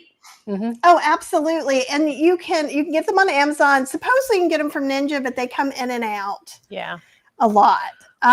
One thing I would say, if you get them on Amazon, look at the reviews. Yes. And just make sure that people say works fine with my model, kind of thing, like that they work good with your model. Because like sometimes in the early beginning, there were some that the sizing was slightly off and people were having a hard time getting their lid on and things like that. So just make sure. And I think the majority of ours now have come from I've done Amazon. Both. Yeah, I've done Amazon. I've done both Ninja versions of them and knockoff versions of them. But yeah, the deluxe is the only one that's 3 cups. That's like a pint and a half. Yeah. And like I said, this one also does slushies and creamies. But if you go to Kathy Hester Vegan Recipes, I have videos on how you can do it here and how you can do it in your other machines. So don't just buy the deluxe because you're like, I want to make coffee drinks. Okay, fine. Make your coffee drink. Just go watch it. It's also in the cookbooks, of course, too. So I tell you how to do all those things. Well, and I think that Costco's been running some really good specials on this one. Sometimes. And it's just, if something breaks, they will just take it back and give you your money or give you another one. And it's the best game in town. Definitely, definitely. Okay, so let's say somebody is watching and they're so excited and they go ahead and they buy one of your ebooks and they don't have the machine. They're going to get it. Maybe they're hanging out and waiting. You know, Black Friday's coming up. Yep. Yeah. Can you make your recipes without having the machine? You can. It's not going to be this beautiful consistency. So this is why you want this machine. But what you, Fergus, Hi, Ferguson. this is why we clean our counters. Nobody. And just remember, you don't have to have any of this if you don't like cats. So it's good. So what I would do, you can put it in ice cube trays, and I would use the smaller ice cube trays, make the mix, freeze it in there, let it sit out for about 5 minutes. Depending on your freezer, you'll have to kind of get used to it. Put it in a blender, and you're making kind of nice cream, just like you would it with frozen bananas or something like that. What's going to happen, and what I find happens with nice cream, is either Fergus, you're going to have to make a lot of it. So like when I would want to make nice cream and I'd use my food processor, you've got to use like 5 bananas before it will actually just go ahead and go to ice cream. So you have to either make it a significant investment, or if you're doing it like in your Vitamix or something like that, it's going to get kind of melted down more. So that's my, and if you love it that way, then yay, enjoy it that way. I'm not trying to like yuck your yum in any way, shape, or form. But like, to me, the fact that we can have, and there are a couple of recipes with nuts, it's very clear, and I try to give you options when there are nuts. But I mean, usually it's things like butter pecan, right? So like you can choose not to have. It's not like cashews are in every recipe or bananas are in every recipe. We have this usually a choice of what kind of thickener you want and the other ingredients. And what's your favorite thickener of choice? It's really tied between okara and white sweet potato. And the reason I say white sweet potato versus the regular orange sweet potato is Cheryl can taste the difference. Oh. And so if I make a chocolate with the orange sweet potato, she does not like it. The white sweet potato tastes like vanilla cake. So it can go in any recipe. And we don't always have just the ones with the white skins and the white insides. So I go to H Mart and get the Korean sweet potatoes, which have like red on the outside and more yellowish on the inside. And those are the white sweet potatoes I use most of the time. And another a clue or something that I've done when I was starting to learn about sweet potatoes and like different ones is you could, when you're in the store, you could take your nail and just scratch a little bit under the skin to see the color of the potato if you're not sure, you know, for whatever. Absolutely. There's no shame in that game at all. And we do get white sweet potatoes. I think it is in the spring. There's some kind of heirloom variety in North Carolina. But the ones at Whole Foods are very expensive. Hannah yams are very expensive here. Mm-hmm. So, but here's the thing. If you're doing like what Jennifer's doing and you make almond milk, freeze that pulp. You don't have to dry the pulp. You can freeze the pulp and there's your half cup of thickener for next time. Can I not use this now that it's dried? You probably can. I just don't know if it'd be gritty or not. You can try it out and see what happens. Reconstitute it. Yeah. Okay. Now, going back for a minute about if you didn't have the machine, you know, when I first started making nice cream and doing different recipes and using a lot of the banana, I would use my food processor. And then I had this container. I don't know if we can get it out. It doesn't matter. But for freezing ice cream, the problem was that if we didn't eat it all or use it all and we froze it, it was like this hard blob, and if you let it thaw, it was never the same as that first moment. And like, you know, that was not the case with these machines. I am on that page with you. And so I had like a fancy compressor ice cream maker.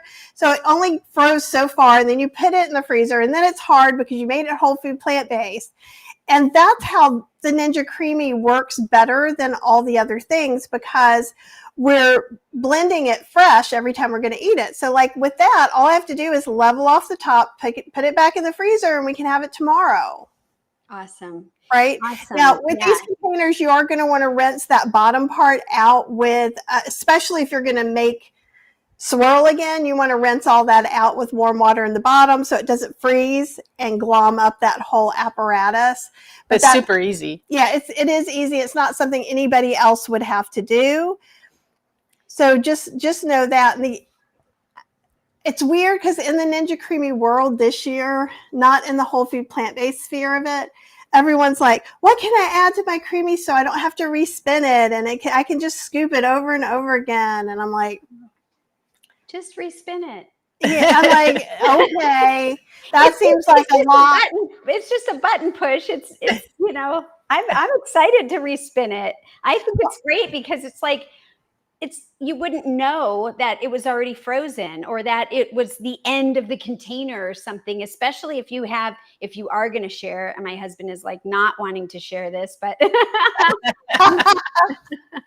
And that's the other thing, is most of these are pretty low calorie density, depending on what you're sweetening them with and how many dates you're using, and if you're okay with dates. In ebook 3, I did do some experimentation with some pear sweetened, which are pretty lightly sweetened. You can use some applesauce. So I have a couple of pear and applesauce kind of sweetened things. I did make one sweetened with raisins to try that out. Ooh.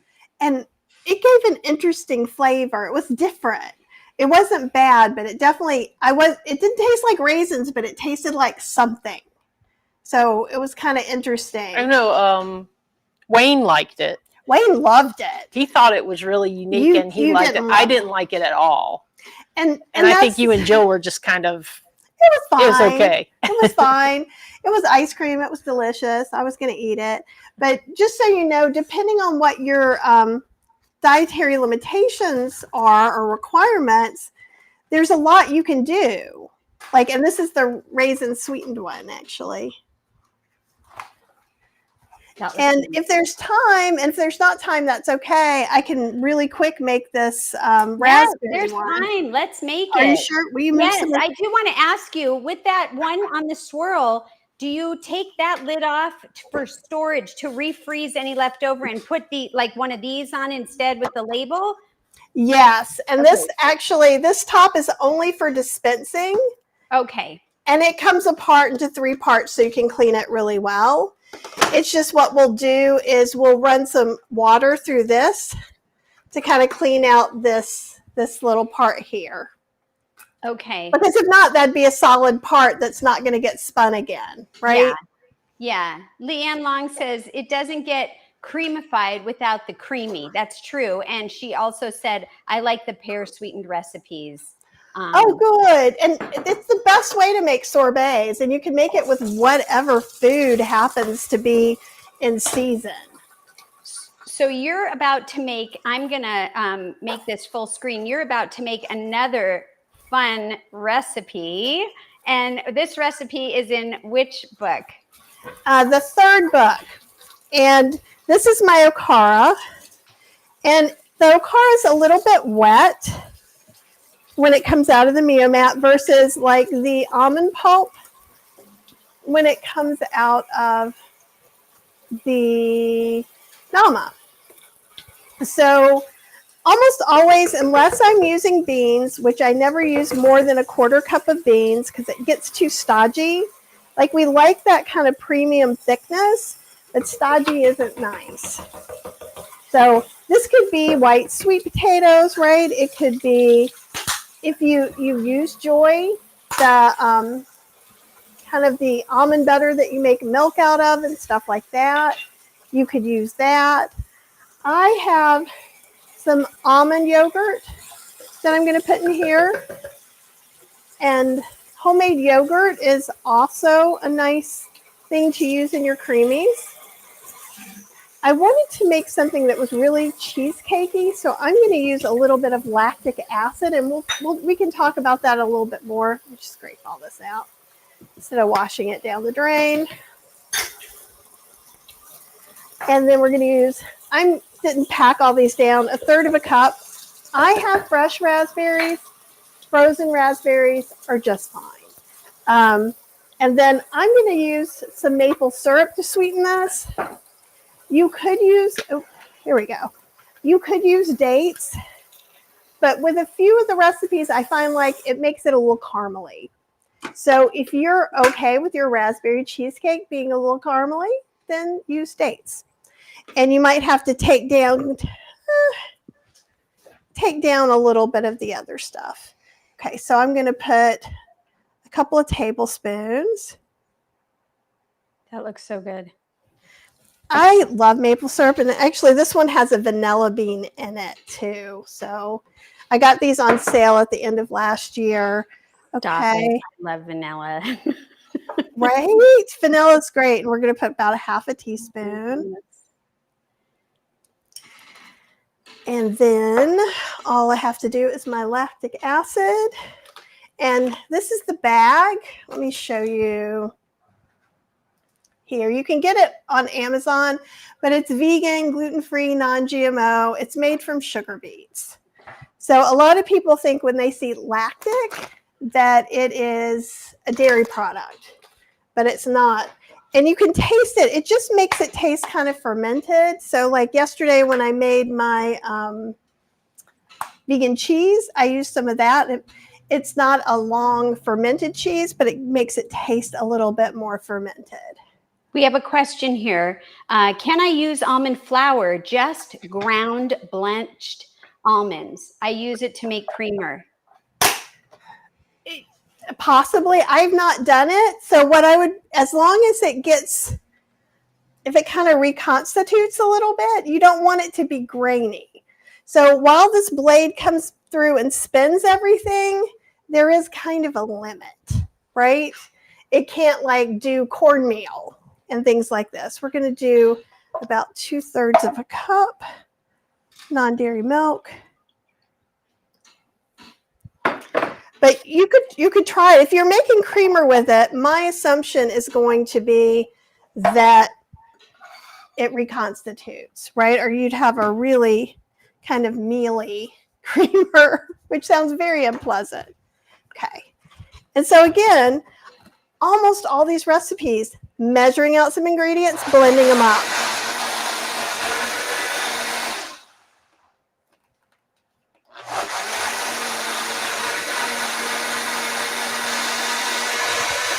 Trying to get that yogurt incorporated better. And if you didn't have that machine, any machine that you can blend it would work. Your Vitamix, or would you say it would be creamed or thinned out or blended well enough with a food processor, or no? If you don't have anything else, you could try it, but I don't think you're going to get the best result. Got it. That's all.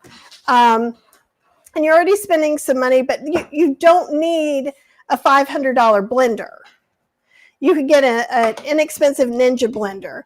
This and this recipe is not as thick as the pumpkin one. So you'll see kind of like, you want to taste it? Mm-hmm. There's that spatula again. I kind of wish I knew about that spatula more. Do you have the Beast? No, is that? You don't need the spatula then. It's made special for the Beast to go through the grooves. I need to get the Beast. How does it taste? It tastes It's really good. Yeah. Yeah, it tastes just like cheesecake. It's kind of awesome. So could you use any, you did an almond-based yogurt. Could you use like a coconut, or does the flavor really change based on no, you could use anything?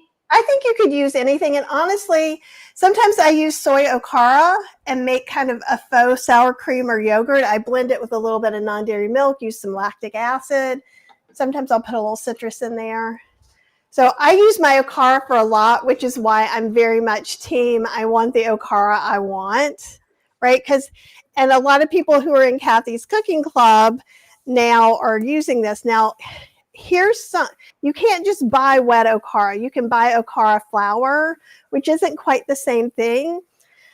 But if you have a bubble tea place that makes their own soy milk, like we have bean flour in Durham, I asked them about that. I'm like, if I told some people, could they buy something? They're like, sure, we just throw it away. Oh. So you could talk to them about maybe buying some as well.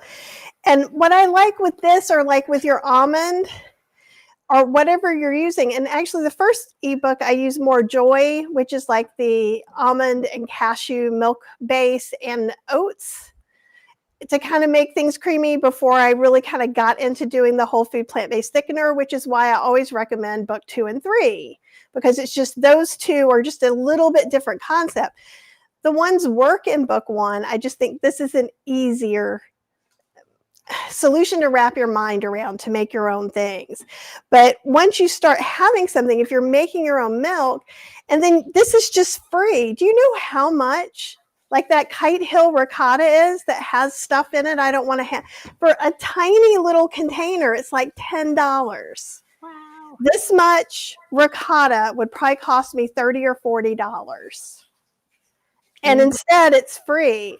And with my powders, when I buy a bunch of mushrooms at the Asian market, I pull the stems out, I dehydrate them, I keep them in a airtight container until I have enough, put it in my blender, and I have free mushroom powder.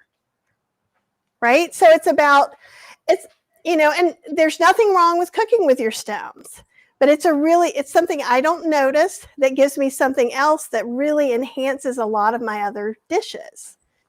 Yeah. I love that. So just because you brought it up, the mushrooms, those are fresh, not the dehydrated mushrooms. Yes, but you could use dehydrated mushrooms. As long as they are dry enough and crispy enough to blend down to a powder. The Beast does really good. The Beast is almost as big of a motor as the Vitamix. They had them at Costco a couple of years ago. Like literally, they clearance them. So I got two. I got a backup. They were like $59 each. I remember looking at them and I'm like, what do I need another thing for? And I was so regretful after they were gone. I'm like, I want to go back actually and get that. And then I went back and I'm like, no, because Costco, they move stuff in and sometimes it's gone. Yeah, and even ingredients you love. And so the thing is like I usually use a less expensive Ninja blender, but I was just getting ready to go on my third one. And because those do have a limited life when you cook like I do, right? Like normal people aren't making 50 pints of ice cream in a month, right? So I'm using it more than a normal person. So I would never tell someone, don't buy a Ninja blender. There are very few things I say no to. So remember what I said about not buying that milk maker. So because usually it's a thing. And the reason I don't want you to buy a Nutter is just because they're not returning customer service calls and they're not doing, I'm in their Facebook group and they're not answering the people. Yikes. We actually had one and we had a problem with it and it took 3 months for me to get a response and the response was not very good. Yeah. So it was weird. So anyhow, but like there are 80,000 bazillion milk makers on Amazon right now. So like if you find one that looks like the Arc Mirror and it gets good reviews, that's great. Just check, make sure what the materials are made of and look at the reviews, because even there's some that look like Meomat but aren't. Some people love their almond cow. And if you love your almond cow, I support you in that because it is an individual thing. And the same thing, like if you're like, I think the Swirl is silly, I don't want soft serve, I don't want to spend more money, and then I don't want to have these other things I have to deal with and clean up, then get the cheaper one, right? It's all about what works for you. And Chef AJ is all about the Swirl. She loves the Swirl. Like that is, she feels passionate about it. That's very she's cool. a huge soft serve person, so She it makes is. sense that as soon as she could get soft serve, that's what she wanted. It changed the game. But like to me, like my big thing that I've been selling about the Ninja Creami to the whole food plant-based community is we get this wonderful scoopable ice cream, which you can't really get from Nice Cream. And so to me, it's still a little bit backwards for me to go, okay, now we're going to make that same kind of consistency, right?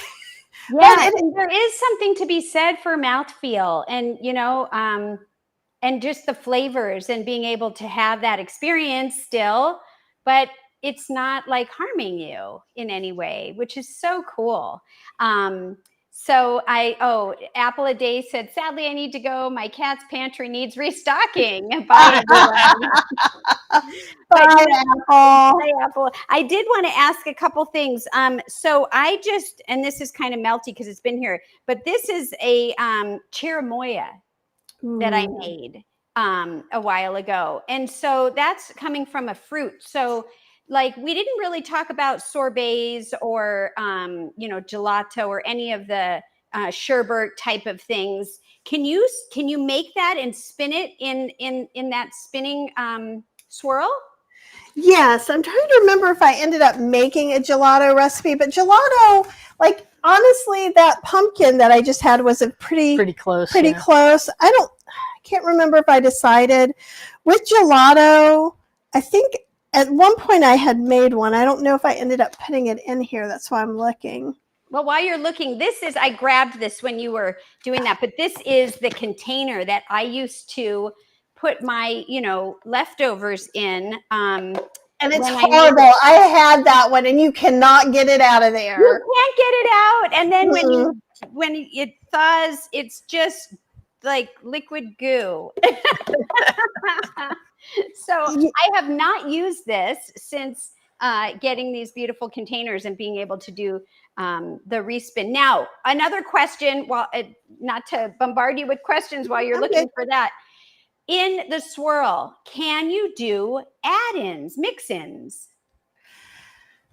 Or do you just put that on top after? I would put it on top after because it could stuff up that hole that the ice cream's coming out of, and that could be problematic. Okay, for sure. So if someone doesn't know what we're talking about, a mix-in on my machine, on this Ninja Deluxe, is like when you respin and it's ready to scoop just how we did it, there's kind of like that little hole it's sort of in the center, and you can add things that you don't want blended, right? Like frozen cherries or chocolate chips or what else? What would you put in there? Right. And know that some things that are softer still may blend in a little extra. So if you wanted to put in, let's say, some whole food, plant-based, oil-free cake, maybe you had some cake and you I would cut them up in small things and put them in the freezer, take them from the freezer and then put them in the mix-in. If you just put, I have a bite of cake left over from the potluck, it's just going to smush it all in and you're not going to get any texture from it. Okay. And that can happen too sometimes with soft, fresh fruit. So you want to have them in bigger pieces. Yes. Okay. Very cool. Yeah. And when we talk about gelato, it's just really a thick ice cream. So I was playing around with doing something, but I don't think it's in the book. But what I do as far as sorbets and also for sorbets, ice cream, and smoothie bowls, I have a template recipe for you to make your own recipes. So like the recipe to make any sorbet, as you can see here, it's just like, usually I use like a cup of pear puree and a cup of fruit. Like literally. But you can go beyond that. So I could do a strawberry mint. I could do I don't know, I could do like a lavender blueberry. Could you use watermelon? Yeah. Oh, yeah. We did that, didn't we? Yeah, you can even just, if the watermelon's sweet, you can just mash the watermelon and do a watermelon sorbet with one ingredient. I wonder if you could do watermelon like basil. You actually can. And I know I have a watermelon recipe on healthyslowcooking.com. Up at the top, you'll see the Ninja Creami, and you can come down and go to the recipes that are up there. Or Scorpio says gelato is king with a crown. Right. And it's okay. It's however you guys like yours. So I'm making recipes, and like what you could do if you like yours really, hard like Jill does, then you want to make sure not to respin it too much. Or if you accidentally do, pop it back in the freezer for half an hour and come back. It's not a deal breaker. It's not like you put too much salt in the soup, right?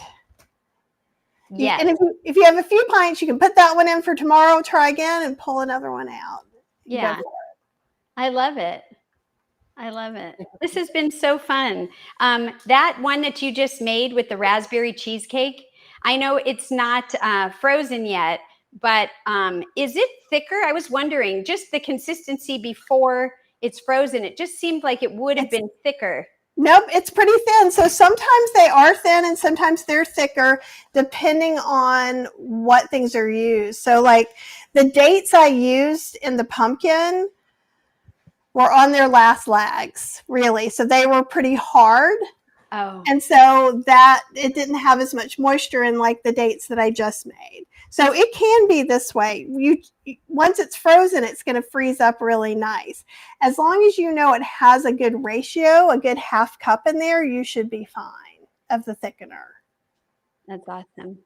Yeah, you've released several incredible ebooks, and your newest one that's out is the Ninja Creami 3, which we've been talking about. I know that you have another one coming out soon. I'm super excited about that. But you know, how do you come up with like your, you keep reinventing and coming up with all these creative combinations. And I'm just wondering, like, what are some of your most favorite or most surprising flavor combinations that you've created for the Creami in any of your books? Do you have something that kind of sticks out or comes to mind? The lemon fig ricotta in Yeah. here is one I was really excited about because I had been making ricotta with the okara.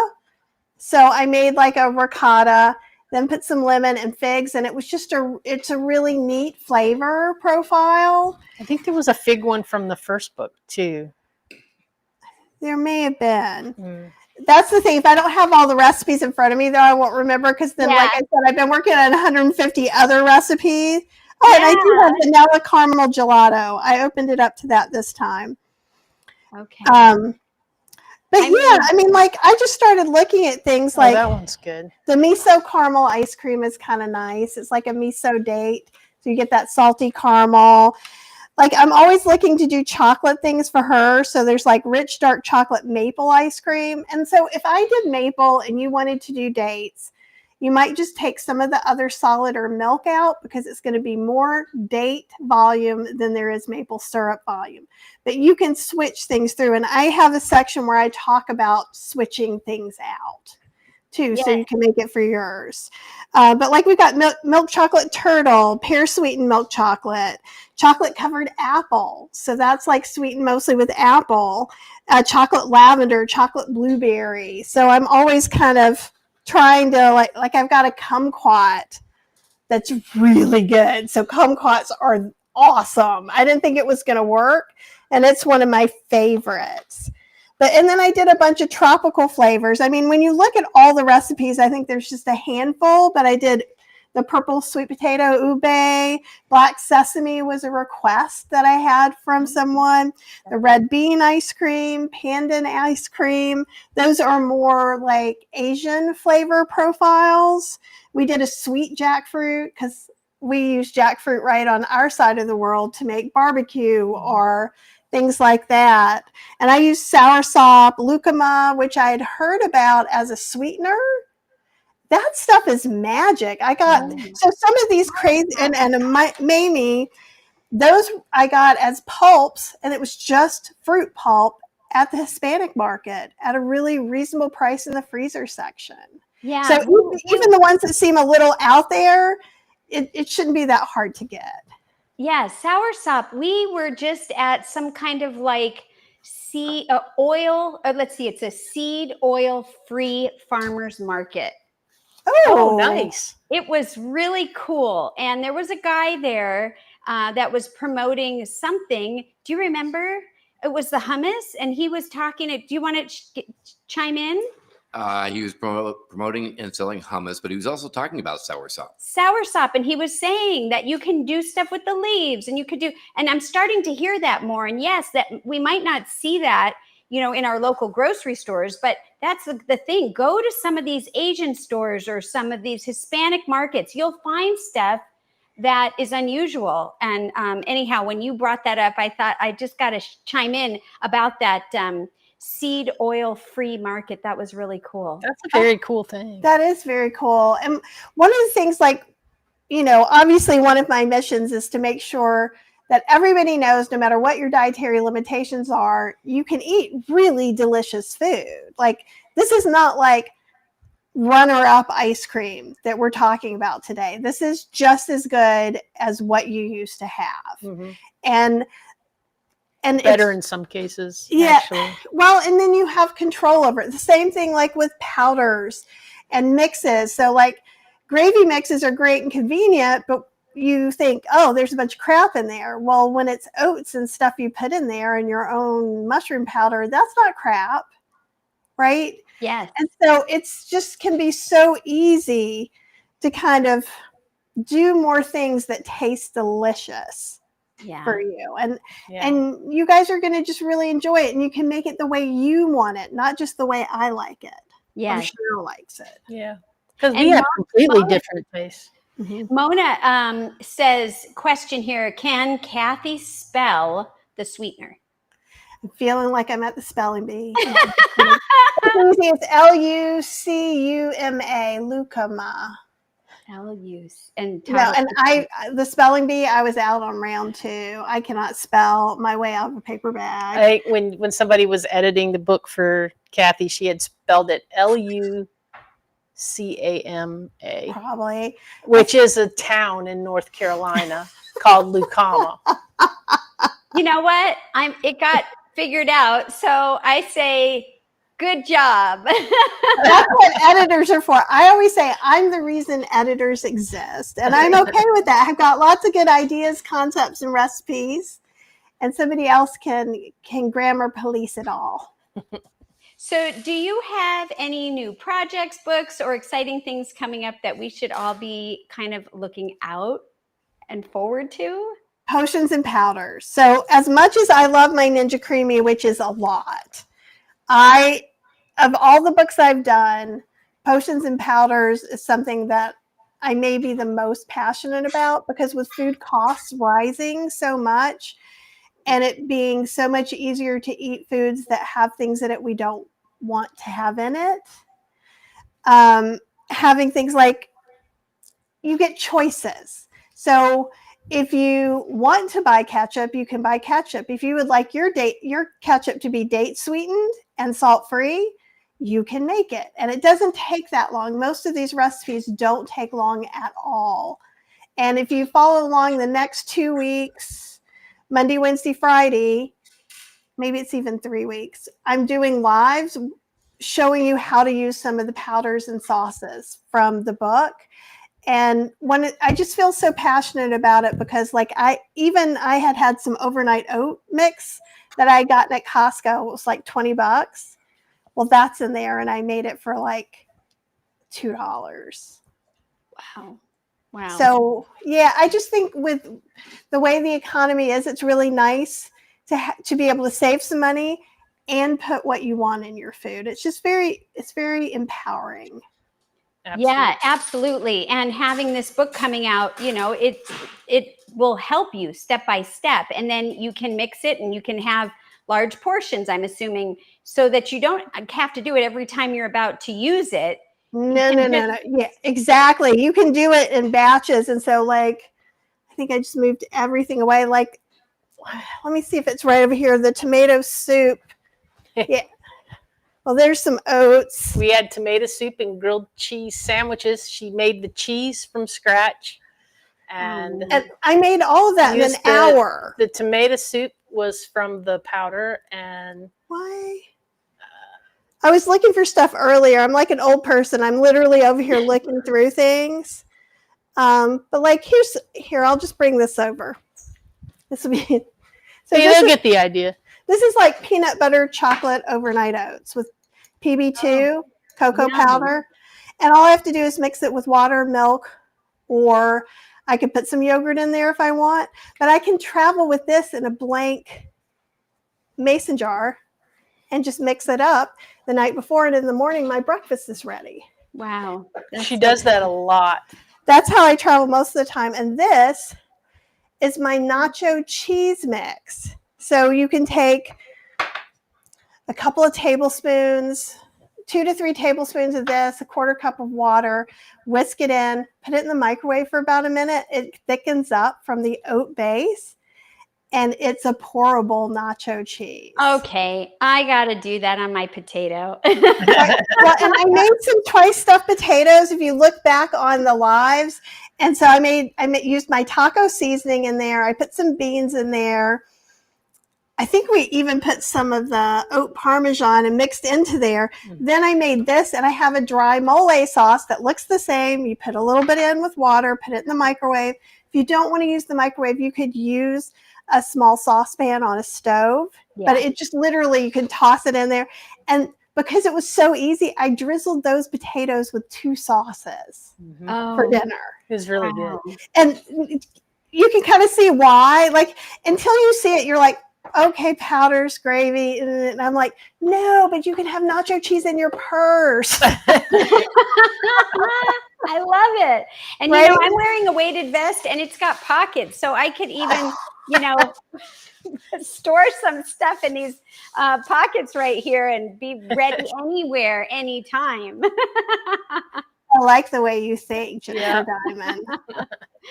That's awesome. Yeah. I do you have any last words or last things to share with anyone if somebody was maybe intimidated by any of this, to offer them? Yeah, come watch some of the videos. Literally, I step you through it step by step. You can make your pints with me. There's all the directions in here. And then I want to say, too, because I think Todd put the link to pre-order potions and powders. So, yes, I would love for you to have this book. And if you want to, right now, you're getting some pre-order bonuses. So there's 2 full classes, the oat class and then a dry sauce class. So you get recipes before the book comes out October 31st. And slower than we thought. We're taking these lives, and as we're doing the lives, we're putting the recipes in there. We might be a week and a half off, but it's going to get there. And so you'll get all those recipes too before the book comes out, and then you get the book too. I'm also considering doing a big Q&A demo for everybody who buys the book in November. So the book is like $34.99. But just the 2 classes alone are worth $70. And we're going to have you back. Yes. And I'm really excited to talk about that right before it comes out. So I think that's on the 23rd, if I'm not mistaken. But we'll double check that. And, be sure to look for that. And we'll have a good time at that time, too. And yes, Todd did put the pre-order. And I'll ask him just to go ahead and put that again there. And I just want to also say, with a lot of your stuff, I really like not only getting the books that you can download or you can print out or have on your phone, whatever. You have a lot of videos where you walk people through. Like when I got this, I sat and you taught me how to take it out of the box, all the pieces. And the video is really, really helpful. And I know you have a lot of those. And so if you're not... We did the Ninja Creami experience. So the Ninja Creami experience is like a course that literally takes you from taking out of the box. You make your first pints. We go little by little. Plus it has the first ebook in it. So it's all inclusive of that. There's also a lot of free stuff on my YouTube channel that you can look out to. Yes. Kathy, thank you so much for sharing your time and talent and your pumpkin spice magic with us today. I know that so many people are going to be inspired to pull out their Ninja Creami or go buy one and start experimenting after this. I know I am.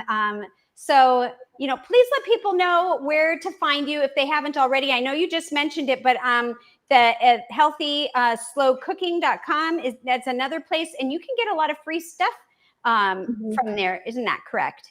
Oh, absolutely. There's lots and lots of free recipes there. I do have a smaller site called plantbasedinstantpot.com. That's all whole food plant-based Instant Pot recipes. And then if you want to come hang out with us on our travel YouTube channel, the Plant-Based Explorers. I just made a new name. It's on YouTube. It's past my talking out loud time, I think. Well, thank you so much for this wonderful and very informative and fun time together. I really enjoyed it. Todd, every time we have the camera off, he keeps coming over here and taking a scoop. He should have just taken the whole container, but he's very happy with this, aren't you, honey? We're gonna have. Oh, He wants that's to really- awesome. I'm so excited.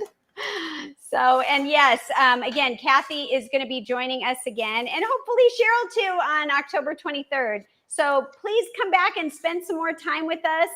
I just want to just say thank you so much. And thank you everybody who was hanging out with us. We truly, truly appreciate it. And so I'm looking forward to seeing you soon. Any last words, either of you? Just everybody do something really nice for yourself tonight. It's been a long day. It can be kind of a tough world out there. So if it's lighting a candle, reading a book, take a walk, just take a few minutes just for yourself. I love that. Nice deep breaths. Yeah. Anything, Cheryl, were you going to say? Oh, same thing for me. I'm just like, after being out today and people were just driving crazy and just kind of like freaking out. I think just take a breath and just relax and just kind of move into your evening very Zen-like. Do something that you like to do for you. If it's watch some silly TV show, watch that silly TV show tonight. That's what we're going to do. That's a great reminder. And Todd and I are going to check our calendars and figure out when we can go traveling with you guys. Here we go. Awesome. We can't wait. Yes. We're going to Germany. We're going to Germany. Yes. All right. We're in. Well, like I always say, don't forget to eat your greens in addition to having some fun in the kitchen, and give plants a chance. They will not let you down. I promise. So take care, everyone, and we will see you next time. Bye-bye.